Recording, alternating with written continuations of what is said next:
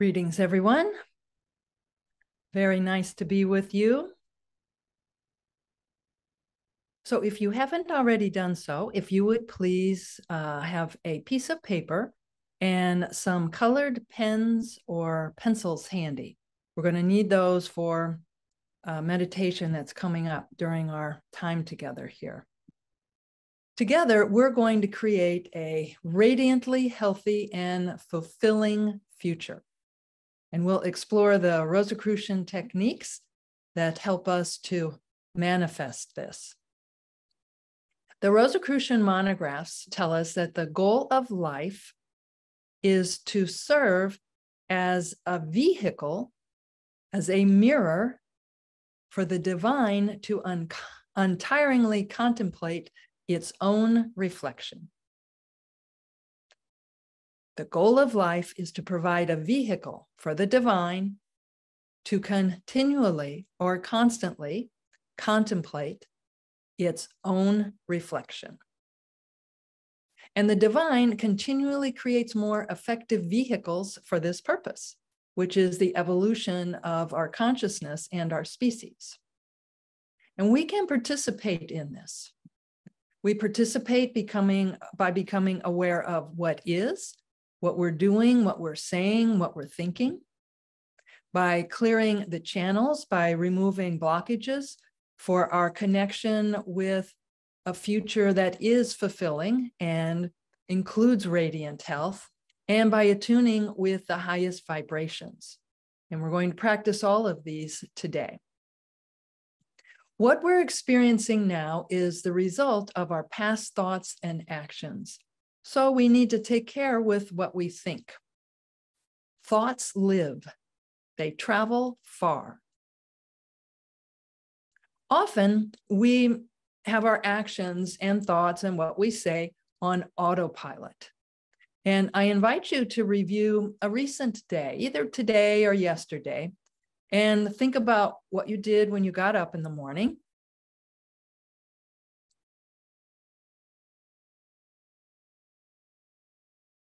And was that different from the day before or what you typically do?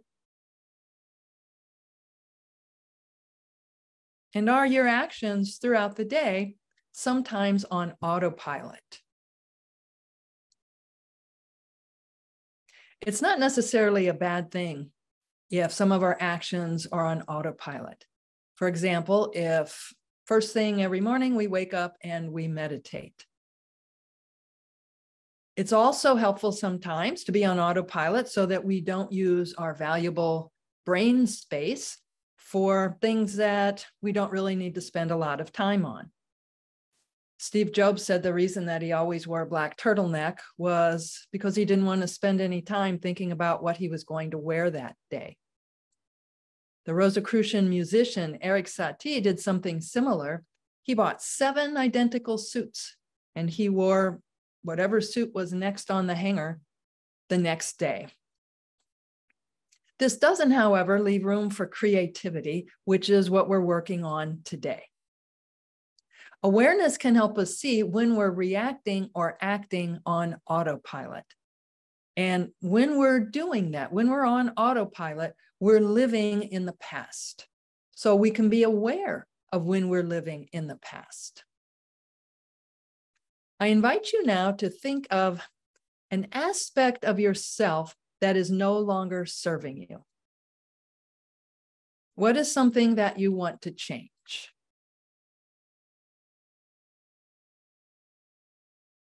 Usually it doesn't take long to come up with something that is no longer serving us.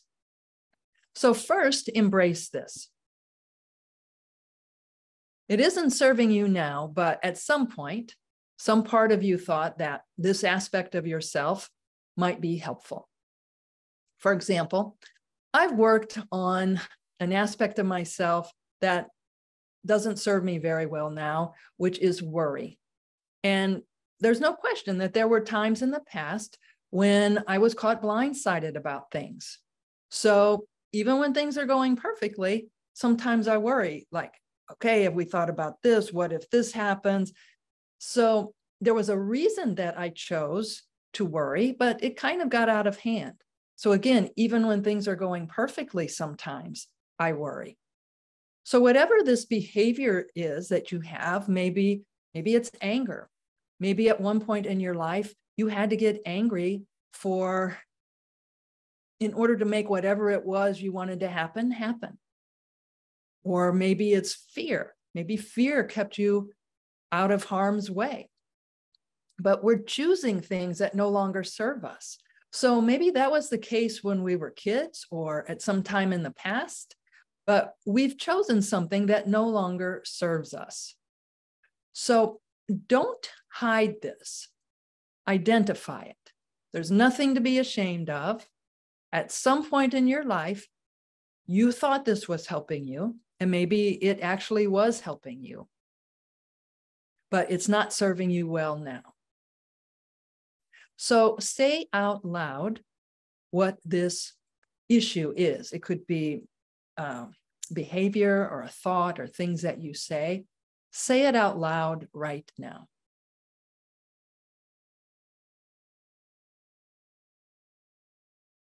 Now, see what this will look like for you if you continue to embrace this for, let's say, the next 10 years.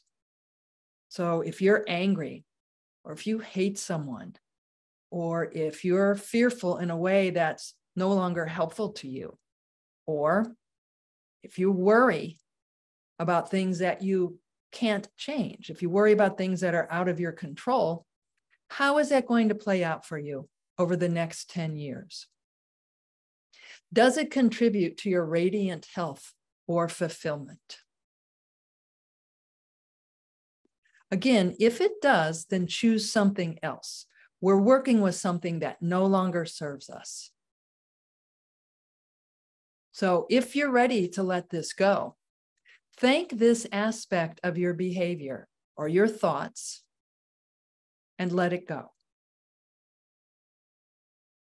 So say to the fear or the anger, whatever it is, thank you, and I now release you.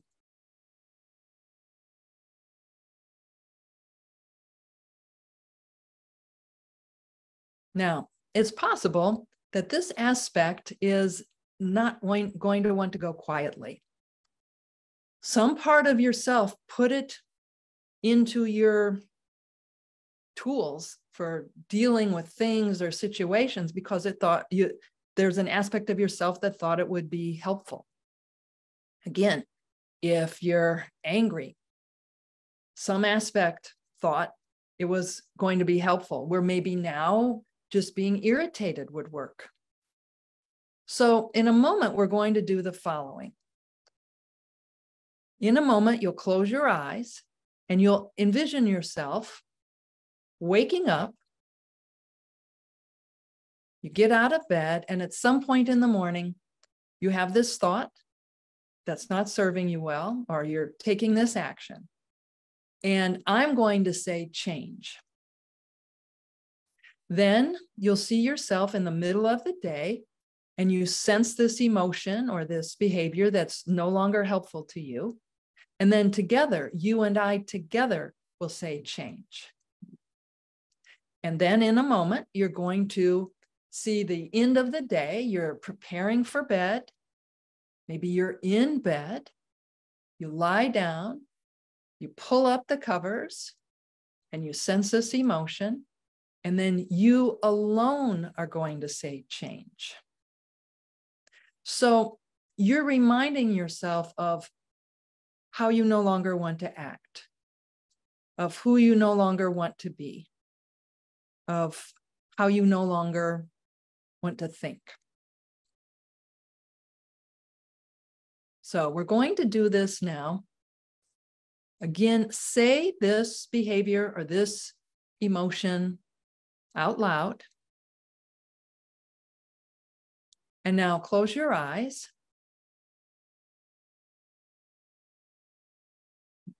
See yourself in bed in the morning. You're just waking up. You get up, you go about your day, and at some point, this behavior, this thought occurs. And now I'm going to say change. So see that happening. Change.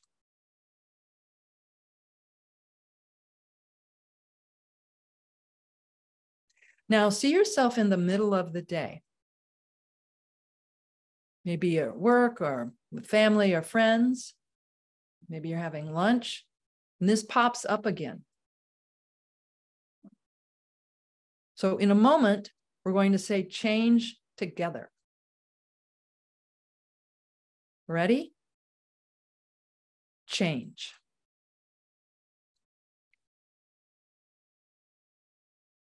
Now, it's the end of the day. You're either getting ready for bed or you're already lying down.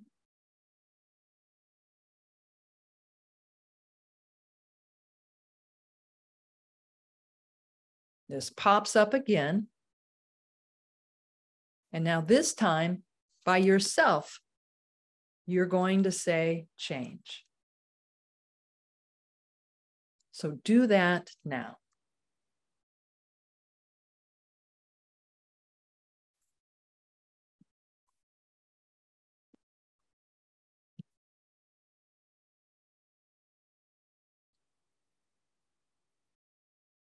When you're ready, open your eyes.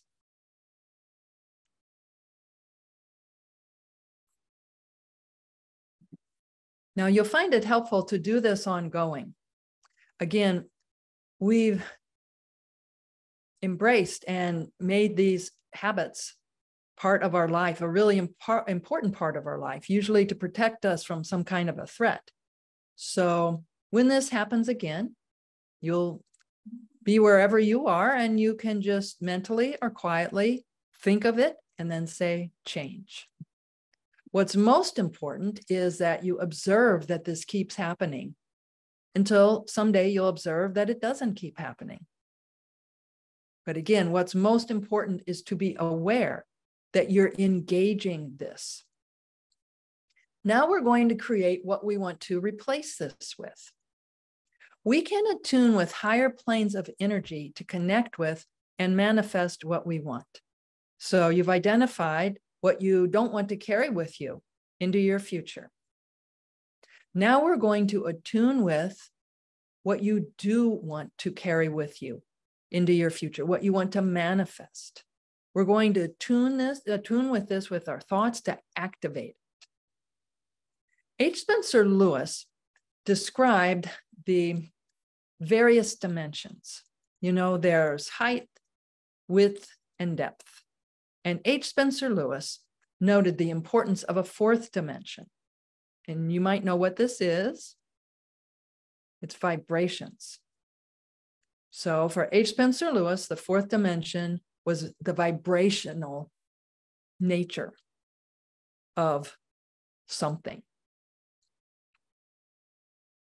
When we attune with the vibrations of what we want to manifest, it activates it.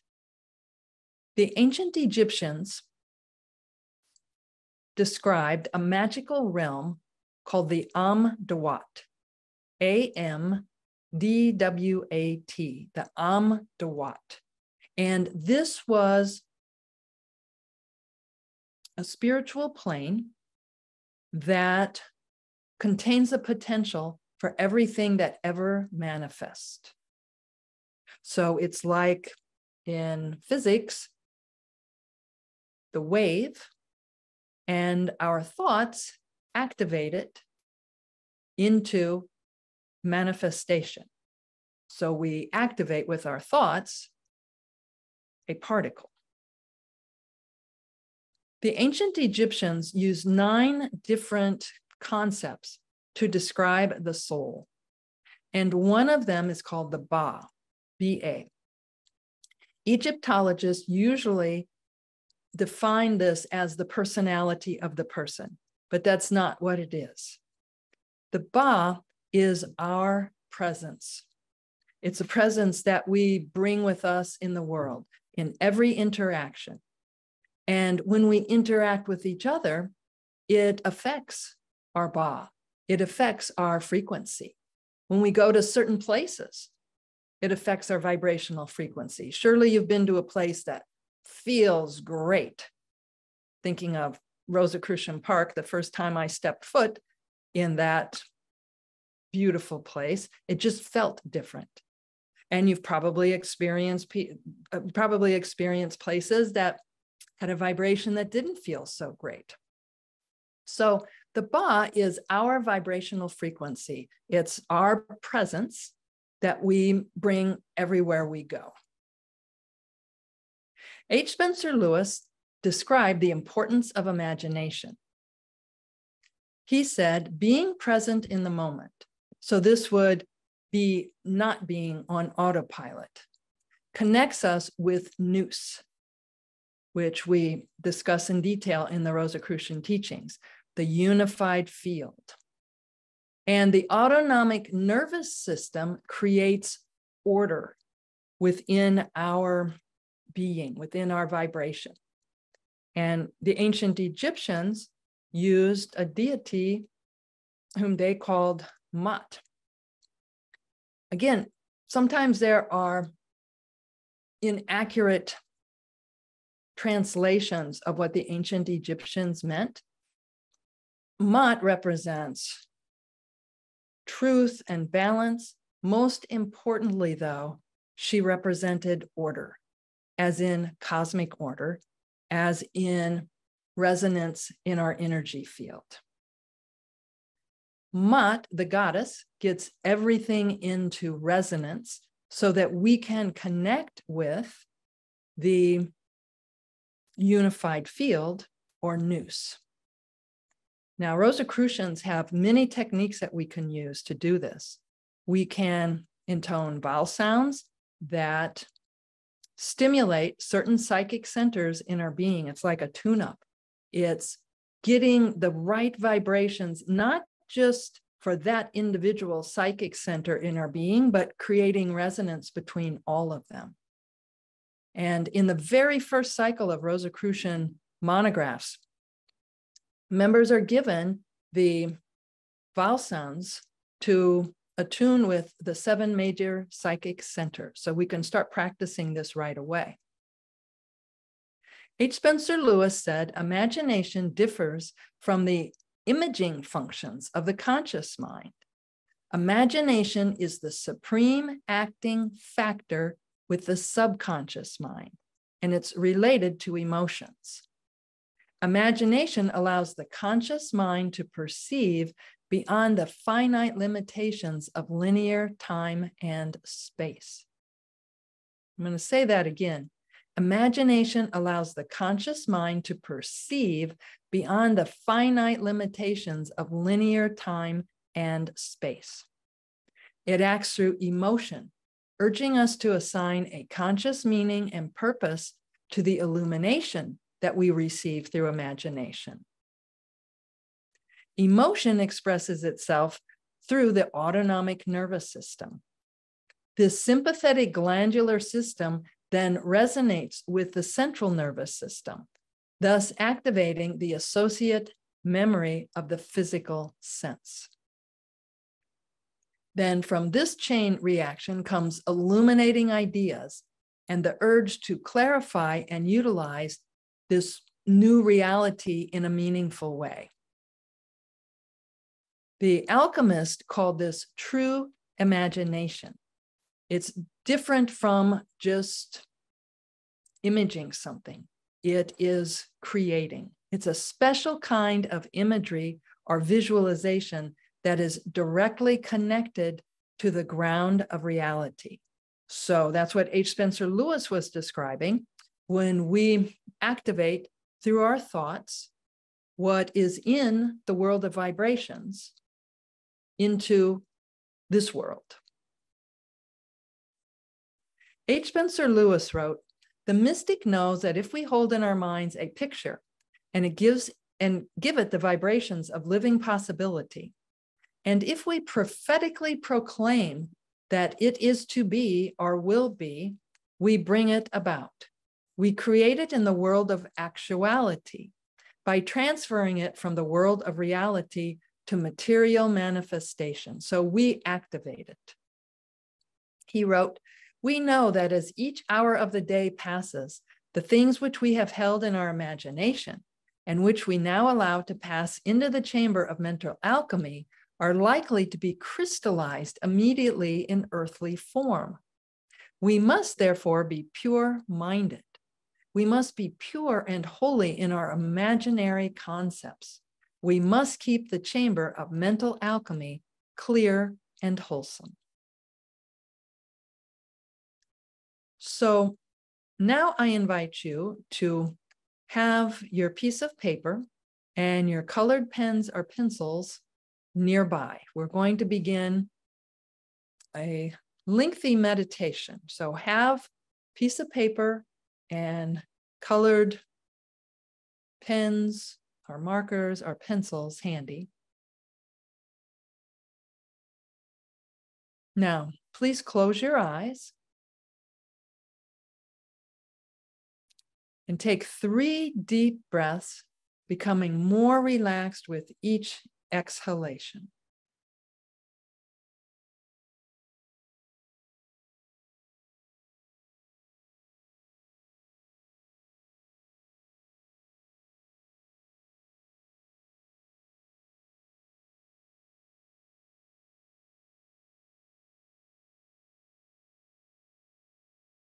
Now, gently pull down on your earlobes. Just tug down on them 10 times or so each. This stimulates the vagus nerve that has a peripheral nerve that goes to the earlobe. And this signals the autonomic nervous system that there are no threats. So it's okay to stabilize your entire autonomic nervous system, relaxing your respiration and heart rate.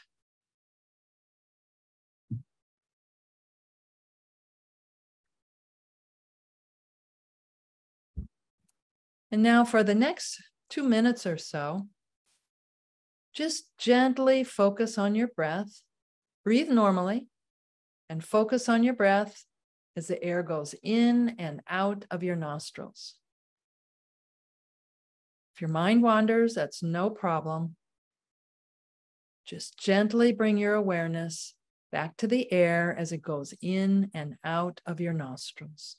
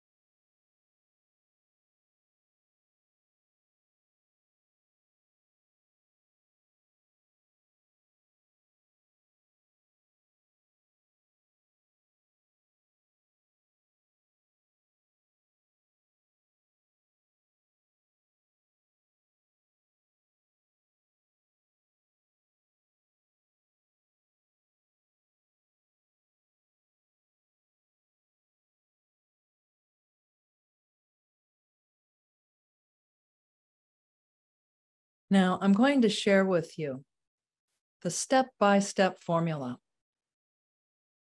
from H. Spencer Lewis on how to create a radiantly healthy and fulfilling future. Quote, "You can use the Rosicrucian principles to make your life happier, more contented, and really more prosperous in the actual necessities of life and the pleasures of life. Undoubtedly, each one of you know of some person who represents your ideals of happiness, contentment, and health. Many times you may wish that you were like that person and could have the sweetness and goodness in life that such a person has. Ignorant people may envy those who have health and happiness, whereas a mystic will not envy, but rejoice in the fact that certain other people have contentment and health and the other blessings of life, and will try to emulate them and to be like them. We should not attempt to substitute ourselves for the people who are happy and contented, but we should create in our minds an ideal person who is enjoying the ideal things of life as we understand them. First, we should create in our minds the picture of a person who is radiantly healthy and who always has a smile in her eyes and on her lips. A kind and encouraging word for everyone, and who has a comfortable home nicely located in a peaceful and respectable location, with a happy, contented group of loved ones, and with a moderate but dependable income.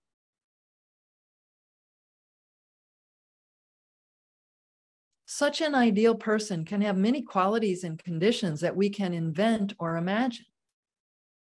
We can give to such a person a beautiful singing voice by which she entertains others and entertains herself, or a fine ability in oratory. We can give her many other special attributes that we consider necessary to our ideal of a happy person.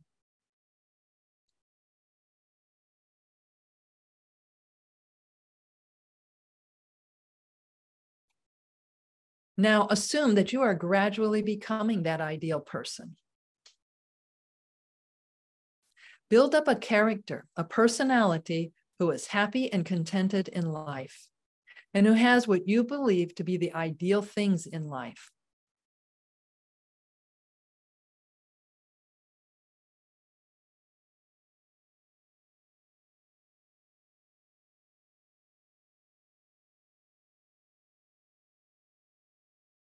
Then you should supplant your present self and your present conditions by assuming the ideal ones.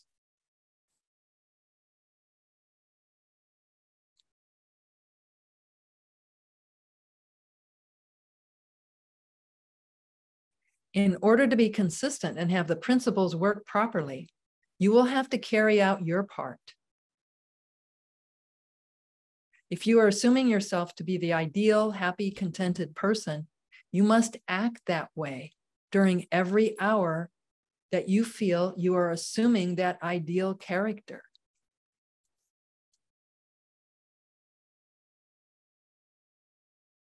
You must feel that you are healthy. You must feel that you are happy and contented. It must radiate from you with conviction as if it were absolutely true.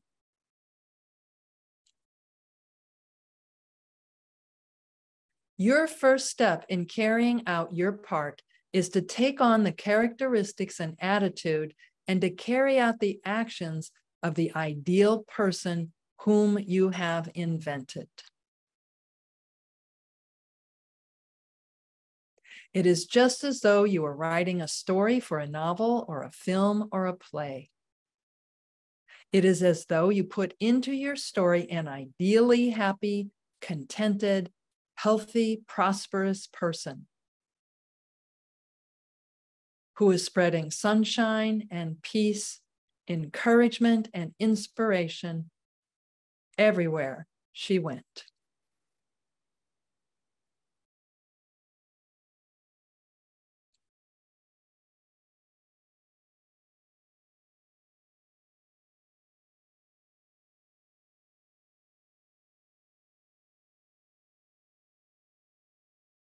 You will soon find that you are creating around you an environment and attracting to your surroundings the same prosperous, happy, healthy, contented conditions that you visualize.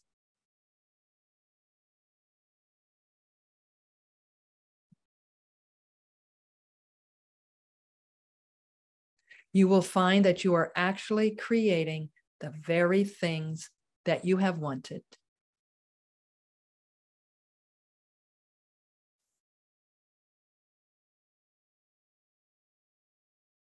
This will affect your health, and it will attract you many pleasant things that will make your days and hours happier and more contented. Whatever a person thinks and concentrates upon, and at the same time directs their creative consciousness toward, becomes a manifest thing somewhere in the world. Every time someone intelligently, deliberately, and knowingly sits down and meditates, concentrates, and mentally creates something, they are sending forth the thought form of their creation. And this thought form will become a materialized actuality somewhere, sometime.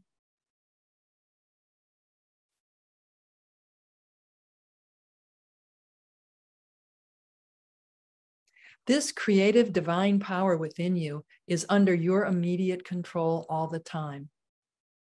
It can be used to create or recreate new cells and new conditions in your body,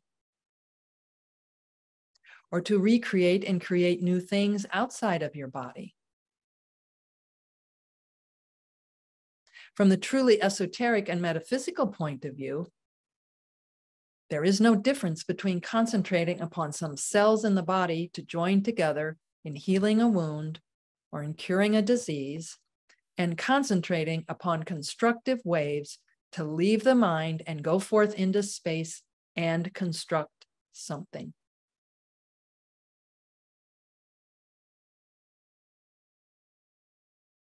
While you are concentrating or visualizing yourself as being another person, you must get rid of the idea in your mind that there are two persons involved in the formula, yourself and the other person.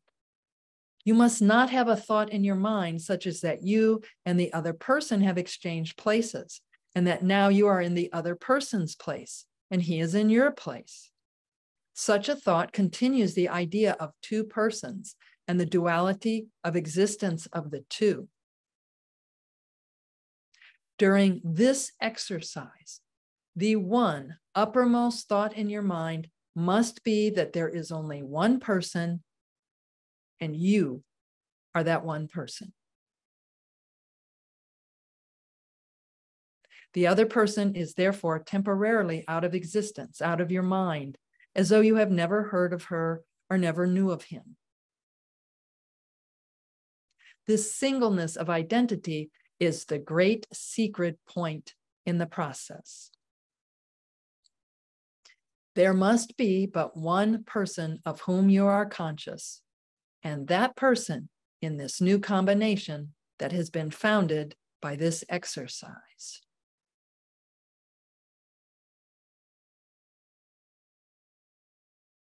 Now fully experience your radiantly healthy and fulfilled self.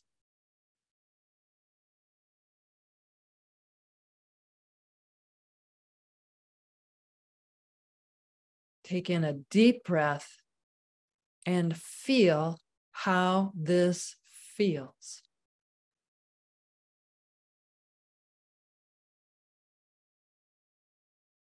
Fully experience radiant health.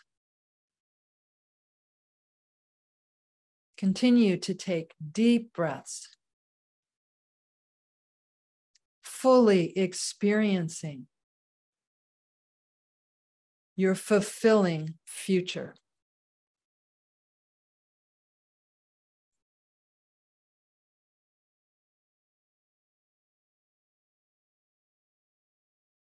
Be aware of your thoughts.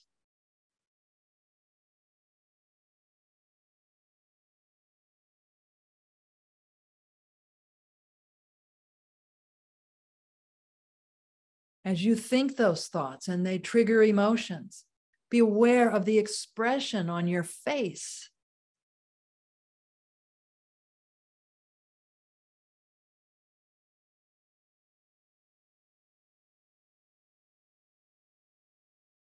See clearly how you behave as a radiantly healthy and fulfilled being.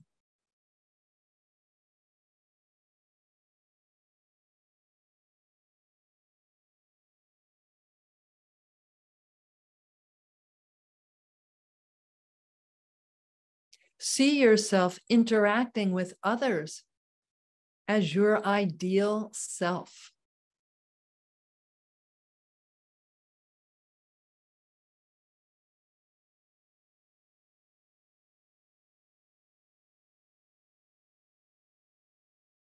See how you interact and act in your environment.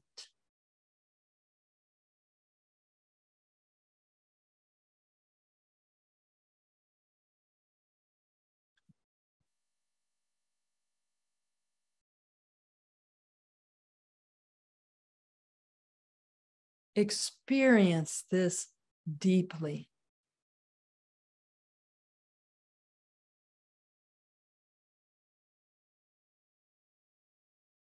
Now place your hands on your heart. Inhale completely, even a little more. Exhale, long, slow exhalation.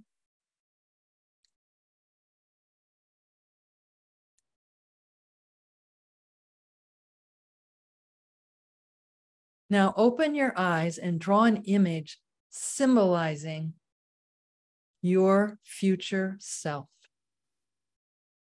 Your radiantly healthy, fulfilled self. Do not use words, use symbols and colors.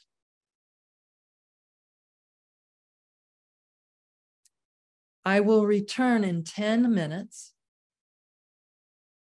And please come back then or be ready then, because we have a final manifestation in which you will entangle your energy with that future.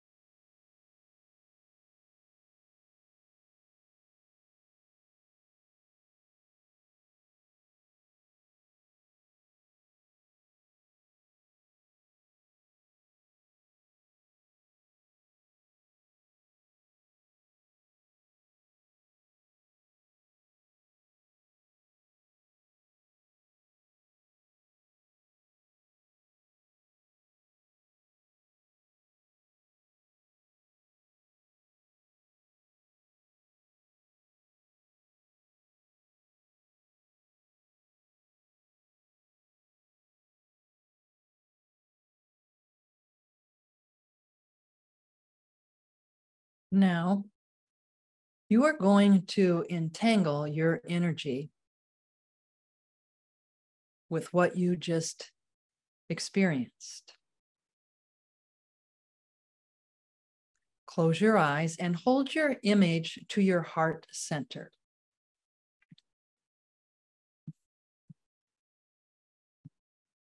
Feel that energy in you now, in your heart center.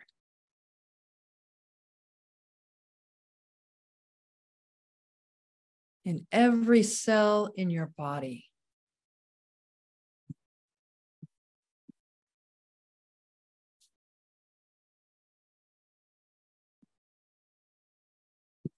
See this frequency expanding beyond your body into the field of energy surrounding you,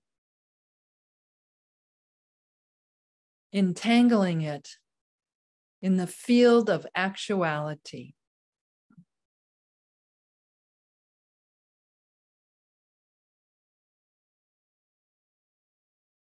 In the fourth dimension, in the Amdawat, the magical realm of pure potential.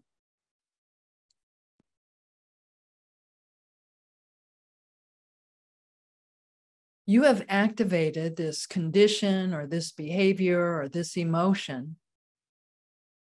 Your radiant health and fulfillment in the vibrational plane.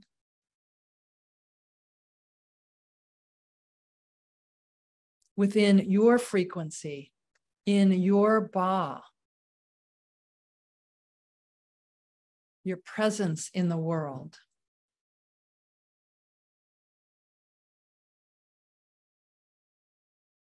Now take a deep breath.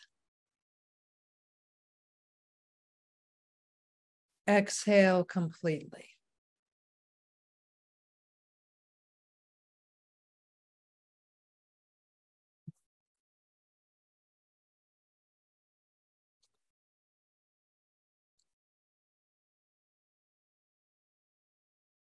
Releasing your radiantly healthy and fulfilled presence.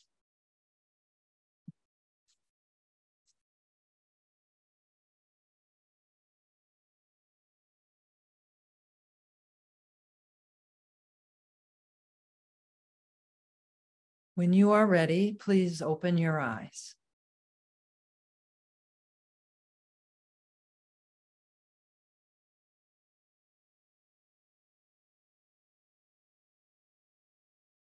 You may want to place this image somewhere where you will see it often, maybe in your sanctum or on your refrigerator.